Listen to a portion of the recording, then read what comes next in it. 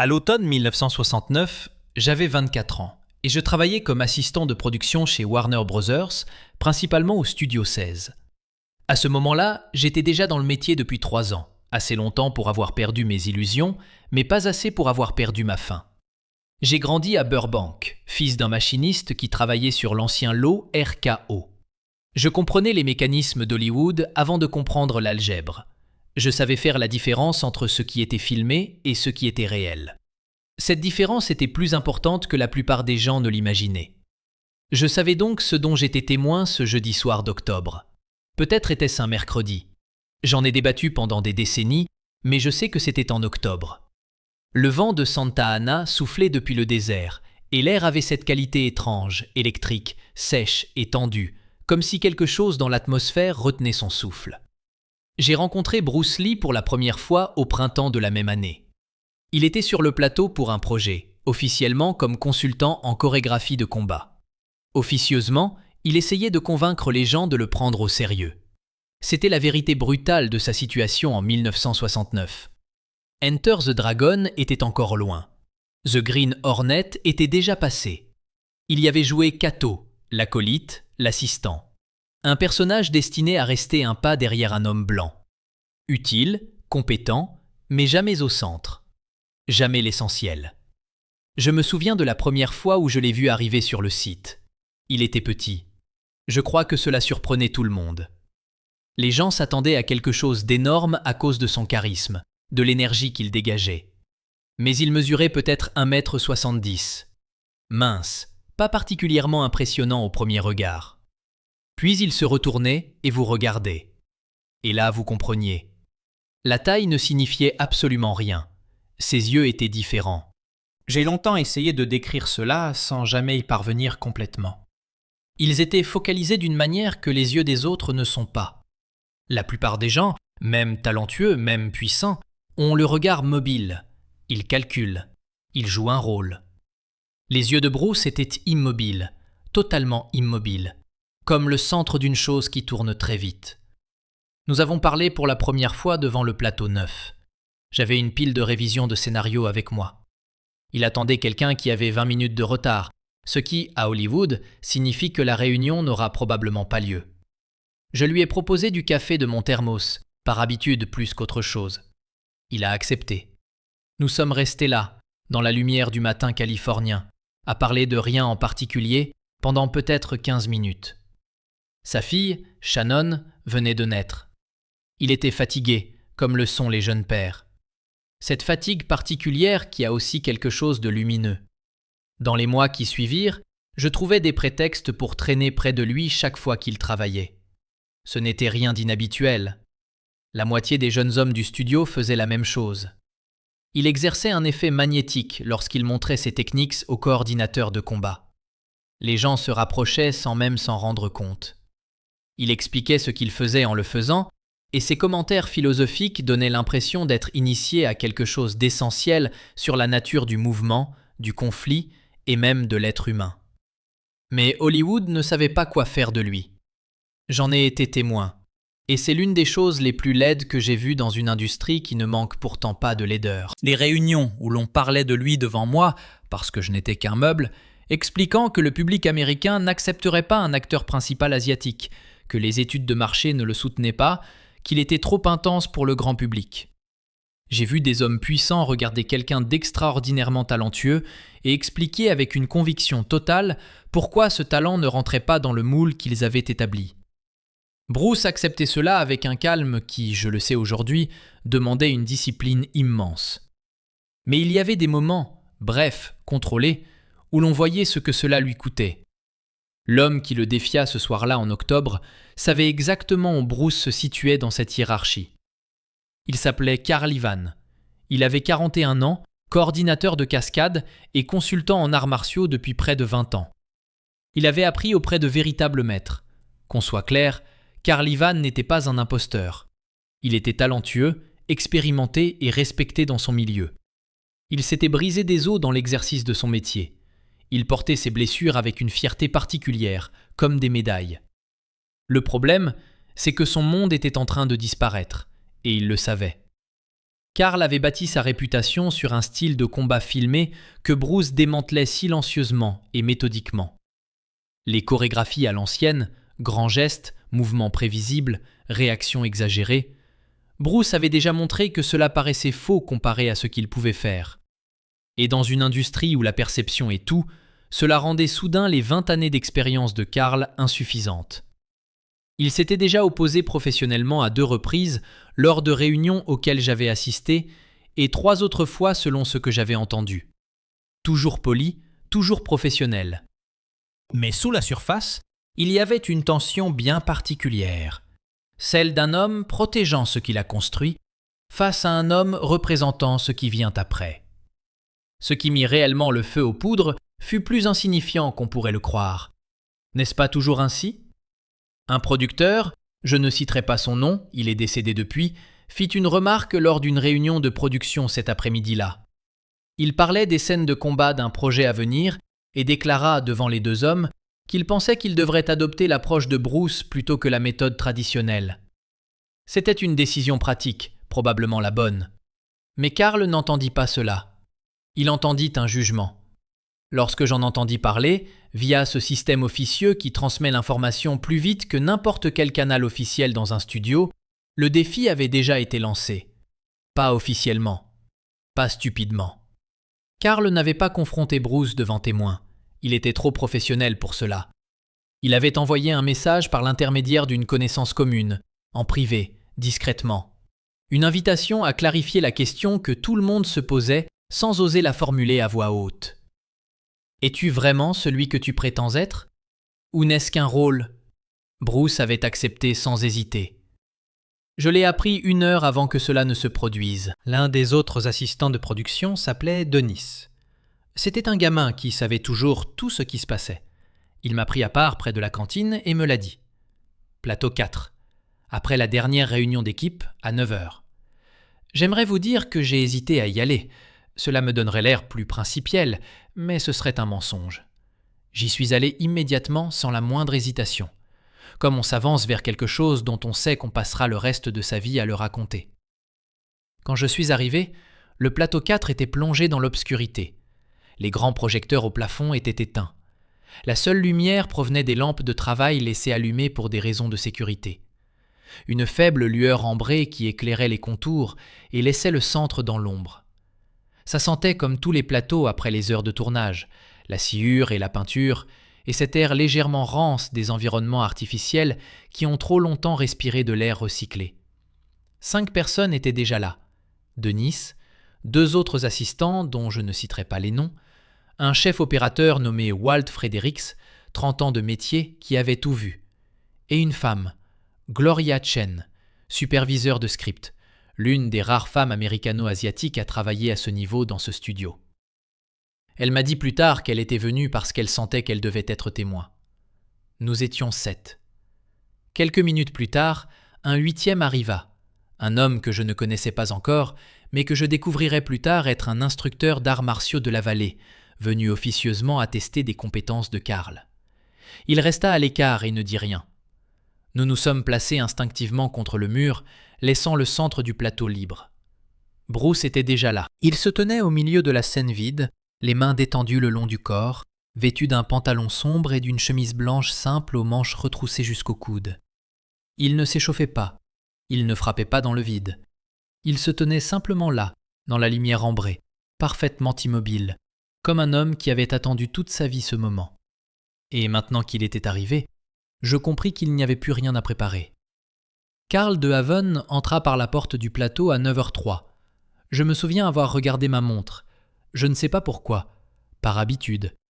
Comme quand les mains font quelque chose automatiquement alors que l'esprit est ailleurs. Carl était plus grand que Bruce, plus large. Il se déplaçait avec l'assurance d'un homme qui avait été le plus compétent dans la plupart des pièces pendant presque toute sa vie adulte. Il portait un sweat gris et un pantalon sombre. Il bougeait sans théâtralité, ce que je respectais. Quoi que ce soit, il ne jouait pas un rôle. Il s'avança au centre et s'arrêta à environ 5 mètres de Bruce. Aucun des deux ne parla pendant un long moment. Même à l'intérieur, on entendait les vents de Santa Ana, une pression sourde contre les murs du plateau, une légère vibration du métal au-dessus d'eux. 8 personnes se tenaient en périphérie, retenant leur souffle. Puis Karl de Haven regarda Bruce Lee avec ce que je ne peux décrire que comme la fierté particulière d'un homme persuadé qu'il est sur le point de prouver quelque chose d'important. « Voyons cela, dit-il. » Ce furent les seuls mots. Et Bruce Lee sourit, pas un sourire d'acteur, pas un sourire de défi, quelque chose de plus discret, presque triste. Puis il déplaça son poids vers l'avant, peut-être d'1 centimètre. Ce centimètre fut le dernier moment ordinaire de la soirée. Il se passe quelque chose dans les secondes qui précèdent une véritable violence que le cinéma n'a jamais réussi à capter correctement. J'ai travaillé toute ma vie adulte dans cette industrie. J'ai vu des scènes de combat chorégraphiées par les meilleurs coordinateurs, filmées sous tous les angles possibles et montées pour un impact maximal. Aucune n'a jamais restitué l'atmosphère qui existe dans les secondes avant que 2 hommes capables de se blesser gravement ne passent à l'acte. C'est pesant. C'est le seul mot qui me vient. L'air du plateau 4 devint physiquement lourd ce soir-là, comme la pression avant un orage qui pèse sur les épaules et la poitrine. Je pris conscience de mon propre battement de cœur. Je remarquai que Denis, à 2 pieds de moi, avait cessé de se balancer légèrement comme il le faisait toujours. Walt Fredericks croisa les bras, les décroisa, puis les croisa de nouveau. 8 personnes réduites à leur essence la plus animale, chaque instinct affûté vers un seul point de concentration. Bruce n'avait pas bougé depuis ce léger déplacement de poids. C'est la première chose que j'ai remarquée en observant depuis le mur. Karl, lui, avait ajusté sa posture. Pas de façon spectaculaire, subtilement. Je pouvais voir la modification de la répartition du poids, l'étalonnage professionnel d'un homme préparant son corps à ce qu'il savait imminent. Il avait fait cela des centaines de fois. Son corps connaissait le protocole. Il l'exécutait déjà. Bruce, lui, avait l'air d'attendre le bus. Je le dis très sérieusement. Rien dans sa posture n'indiquait une préparation au sens conventionnel. Ses mains n'étaient pas levées. Ses pieds n'étaient pas placés dans une position de combat évidente. Il se tenait dans la pénombre ambrée du plateau vide, le poids légèrement vers l'avant, le regard fixé sur Karl, comme un homme qui avait simplement décidé d'être pleinement présent à cet instant et d'en laisser le déroulement suivre son cours. Karl le remarqua. Je le vis le remarquer. Une expression passa brièvement sur son visage. Pas forcément du doute, plutôt une recalibration. Il s'attendait à quelque chose, une attitude reconnaissable, une posture défensive, un signal que le combat allait commencer. Bruce ne lui donna aucun de ces signaux. Et pendant un instant, Karl chercha ses repères, comme si ses instruments habituels n'étaient peut-être pas adaptés ici. Puis il parla. « Je n'ai rien contre toi personnellement, dit Karl. Sa voix était calme, professionnelle. Je le crus totalement. Ce n'est pas personnel. Je sais, répondit Bruce. Sa voix était plus basse que je ne l'avais imaginé. Pas douce, basse. Il y a une différence. Douce suggère l'incertitude. Là, c'était la retenue de quelqu'un qui n'a pas besoin de volume pour être entendu. Tu as amené les gens à remettre des choses en question, poursuivit Karl. 20 ans de travail, des méthodes qui fonctionnent, des méthodes qui ont gardé les gens en sécurité sur les plateaux. Et toi, tu arrives et tu fais paraître tout cela. Il s'interrompit, choisissant ses mots avec soin. Inadéquat. Bruce resta silencieux un instant. Lorsqu'il répondit, il y avait dans sa voix quelque chose que j'essaie de définir depuis 50 ans. Ce n'était ni hostile, ni méprisant. C'était presque doux. La manière dont l'honnêteté absolue peut sembler douce parce qu'elle n'a rien à prouver. « C'est inadéquat, dit-il. Non pas à cause de ce que vous avez fait, mais à cause de ce pourquoi cela a été conçu. C'était conçu pour paraître réaliste. Ce n'est pas la même chose qu'être réel. » La mâchoire de Karl se contracta, non pas de colère, mais de compréhension. « Alors voyons ce qui est réel, dit-il. C'était la 2e fois qu'il prononçait cette phrase. « Voyons. » J'ai repensé à ces 3 mots d'innombrables fois. Ils avaient quelque chose de presque scientifique. Ce n'était pas le langage d'un homme qui voulait blesser quelqu'un, mais celui d'un homme qui avait besoin d'une réponse à une question qui le travaillait depuis des mois, peut-être plus longtemps. Gloria Chen, à ma droite, posa brièvement la main sur mon bras. Je la regardais. Elle secoua légèrement la tête, et je compris. Elle ne me disait pas de partir. Elle me disait d'être attentif, de me souvenir, d'être présent d'une manière qui dépasserait cette soirée. Je me retournai vers le centre du plateau. Karl avait commencé à tourner lentement en cercle, avec les mouvements délibérés de quelqu'un qui comprend la distance, les angles, la géométrie d'un affrontement. Il testait l'espace, lisait Bruce comme on lit un paysage avant de décider de le traverser. Ses yeux travaillaient. Il suivait les mains, les pieds, les épaules, ces signaux invisibles que les combattants entraînés apprennent à interpréter avant qu'ils ne deviennent des actions. Bruce tournait avec lui, mais pas à pas. Rien de mécanique. Il restait simplement face à Karl, ajustant sa position par de petits pivots presque paresseux, qui maintenaient la distance constante et sa position centrée, comme une aiguille de boussole qui retrouve toujours le nord, peu importe comment on la tourne. « J'ai été formé par les meilleurs, » dit Karl. Il ne se vantait pas, il posait le contexte. « Kenpo, judo, j'ai étudié avec Ed Parker, j'ai travaillé avec des gens qui se sont entraînés avec Mas Oyama, j'ai été battu par des hommes qui savaient ce qu'ils faisaient. »« Je vous crois, » répondit Bruce. « Donc je ne viens pas ici à l'aveugle. »« Non, » confirma Bruce, « vous ne venez pas à l'aveugle. » Le cercle continua. Karl élargissait désormais son orbite, et je compris qu'il cherchait quelque chose de précis. Il voulait que Bruce s'ancre, qu'il se fixe quelque part, afin de savoir où le trouver. C'était intelligent, expérimenté, le type de réflexion stratégique que donnent des décennies passées à étudier la géométrie de ces situations. Bruce ne s'engageait nulle part. Il continuait simplement à pivoter, présent sans effort, ne donnant à Karl aucun point d'appui. Walt Fredericks se pencha vers mon oreille. « Il ne le laisse pas fixer le cadre », murmura-t-il. Walt avait filmé plus de matériel de production que presque quiconque sur ce plateau. Il comprenait le langage visuel comme les musiciens comprennent le son. Il percevait la structure de ce qui se passait avant nous tous. Ce n'est que plus tard que j'ai pleinement compris ce qu'il voulait dire, mais je l'ai retenu. L'homme venu de la vallée, le 8e témoin que je ne connaissais pas, avait décroisé les bras. Il s'était légèrement penché en avant. Son expression avait changé, quittant la neutralité prudente qu'il affichait depuis son arrivée pour quelque chose de plus attentif. Il avait lu quelque chose dans la scène, et ce qu'il avait lu l'avait surpris. Puis Karl cessa de tourner. Il s'arrêta et regarda Bruce avec l'expression d'un homme qui vient de prendre une décision mûrie depuis longtemps.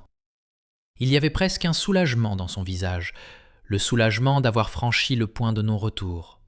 « Je veux que vous sachiez, » dit Karl, « que je ne retiendrai rien. »« Bien, » répondit Bruce, puis après une courte pause, « moi non plus. » À ces mots, quelque chose changea dans la pièce.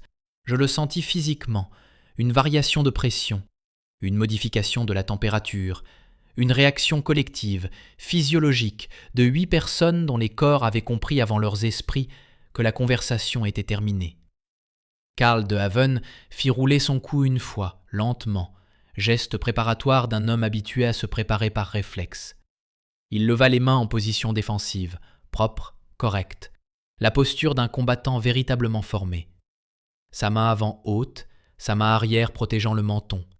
Son poids réparti avec la précision de quelqu'un qui avait appris cela pendant des années. Il était bon. Je tiens à être très clair. Là, dans la lumière ambrée du plateau 4, à 41 ans et avec 20 ans d'expérience réelle, Karl de Haven était impressionnant. Dans n'importe quelle autre pièce, n'importe quelle autre nuit, face à presque n'importe qui, ce qu'il apportait aurait été largement suffisant. C'est ce qui rendit la suite si difficile à assimiler. Karl Bruce Lee observa cette posture parfaite, expérimentée, véritablement compétente, et quelque chose changea imperceptiblement dans son expression. Aucun mépris, aucun amusement, rien d'aussi évident. C'était plutôt une reconnaissance, la reconnaissance de quelqu'un qui a passé des années à développer une réponse et à qui l'on vient de poser à nouveau la question. Il leva les mains, pas comme Karl l'avait fait, pas dans une posture défensive telle que je les connaissais des films d'arts martiaux, pas dans l'une des positions classiques décrites dans les manuels d'entraînement de l'époque. Sa main avant s'étendait légèrement, doigts détendus, plus comme une question que comme une menace. Sa main arrière restait plus basse que ne l'exigeaient les enseignements conventionnels. Ses pieds, et j'ai décrit cela depuis à chaque pratiquant d'arts martiaux à qui j'en ai parlé, et tous ont réagi de la même manière, ses pieds étaient placés incorrectement selon tous les standards que je connaissais. Et pourtant, d'une manière inexplicable, il paraissait plus juste que tout le reste dans cette pièce. Karl le vit aussi. Pendant une fraction de seconde, presque imperceptible, presque subliminale, je vis de l'incertitude traverser son visage. Pas de la peur. Karl de Haven n'était pas un homme facilement effrayé, mais de l'incertitude.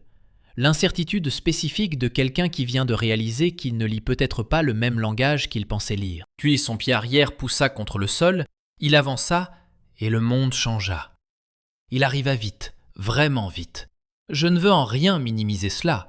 La première combinaison de Karl fut nette et décisive. Un jab sec pour créer la distance, immédiatement suivi d'un direct du bras arrière chargé de tout son poids.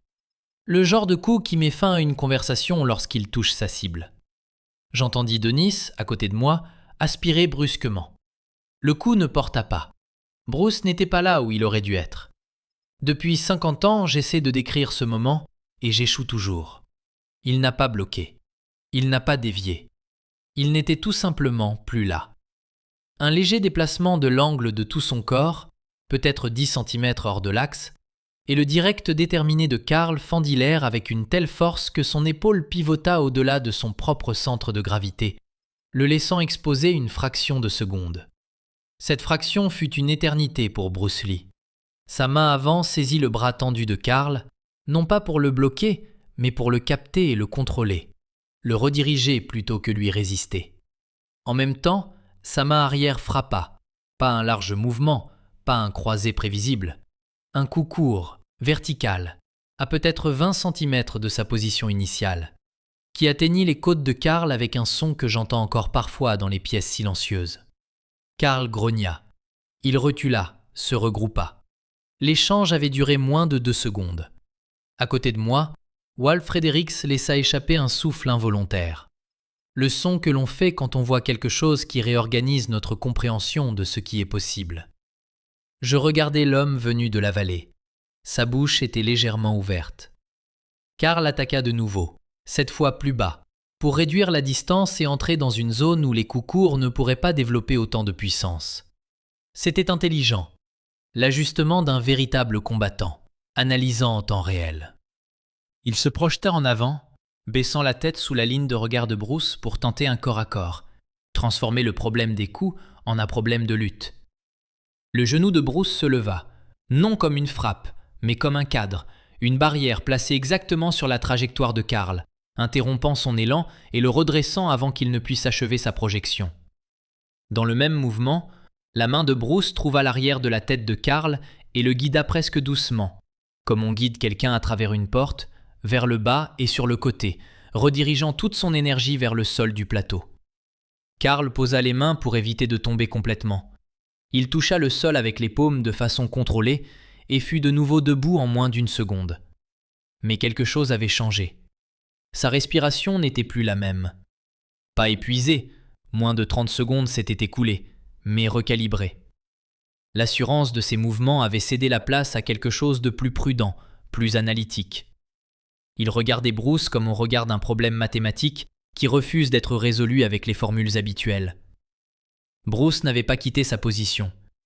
Il se tenait toujours au centre du plateau, les mains dans cette posture étrange et basse qui ne devrait pas fonctionner, et attendait avec une patience absolue. Karl feinta à gauche, attaqua à droite et lança un coude que j'ai plus tard entendu des combattants entraînés qualifier comme l'une des meilleures techniques de combat rapproché qu'ils aient vues. C'était magnifique, expérimenté. Exactement ce que produisent des décennies d'entraînement réel. Bruce passa en dessous. Tout son corps glissa sous l'arc du coude dans un mouvement qui semblait n'avoir ni début, ni préparation, ni annonce. Il était simplement ailleurs, plus bas. Et de cette position, sa main arrière monta en coup vertical, frappant le plexus solaire de Karl.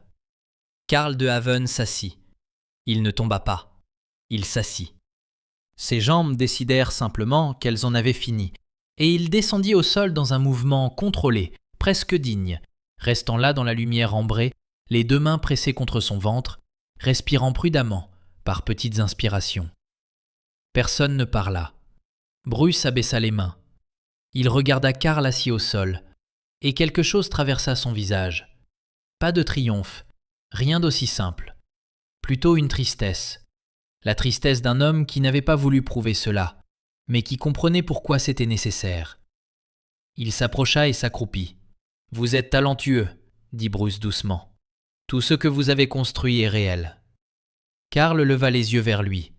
Ses yeux étaient humides, pas seulement à cause de la douleur. « Qu'est-ce que vous êtes » demanda-t-il. Bruce réfléchit un instant.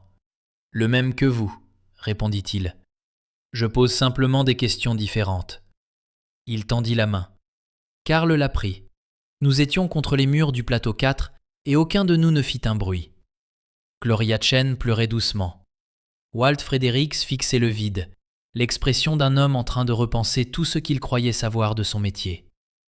Le pacte fut conclu sans discussion. Karl parla le premier, toujours assis, la voix redevenue calme. Cela reste entre ces murs. Il ne demandait pas à être protégé. Il offrait quelque chose. Il avait compris que ce qui venait de se produire dépassait son orgueil, dépassait toute rivalité professionnelle. Il savait qu'il venait de vivre quelque chose qui ne rentrerait pas dans la machine hollywoodienne, que cette machine le réduirait, l'aplatirait, le transformerait en autre chose. Bruce acquiesça. Nous acquiesçâmes tous. J'ai respecté cet accord pendant plus de 50 ans. Je le romps aujourd'hui parce que Bruce est mort en 1973. Karl de Haven est décédé en 2019. Et moi, j'ai 80 ans, un cœur fragile et la conscience tranquille. Et je pense que le monde mérite de savoir ce qu'il y avait en cet homme au-delà de ce que les caméras ont capturé. Ce que j'ai vu ce soir d'octobre sur le plateau 4 n'était pas un combattant remportant un combat. Depuis, j'ai vu des milliers de combats, réels, mis en scène, tout ce qui existe entre les deux. Ce que j'ai vu était plus rare. Un homme qui avait dissous la frontière entre la pensée et le mouvement, entre la philosophie et la physique, à un point tel que cela ressemblait à de l'eau trouvant son niveau. Sans effort, sans jeu d'acteur, simple et parfaitement naturel. C'est cela qu'Hollywood n'a jamais compris chez Bruce Lee. Ils ont vu la vitesse, la physicalité, le charisme, et ont tenté de le ranger dans des cases qu'ils avaient déjà. Acolyte, curiosité, exotique. Ils n'ont jamais compris que ce qu'il incarnait n'était ni un style, ni une technique, ni un trait commercialisable. C'était une manière d'être au monde. Et ce jeudi soir d'octobre 1969, ou peut-être était-ce un mercredi, je n'en ai jamais été tout à fait certain, 8 personnes se tenaient dans la lumière ambrée du plateau 4 sur le lot de Warner Brothers et ont vu ce que cela donnait lorsque cette manière d'être rencontrait le monde sans caméra entre eux. Je n'ai jamais oublié cela. Pas un seul jour. Et je ne pense pas que je l'oublierai un jour.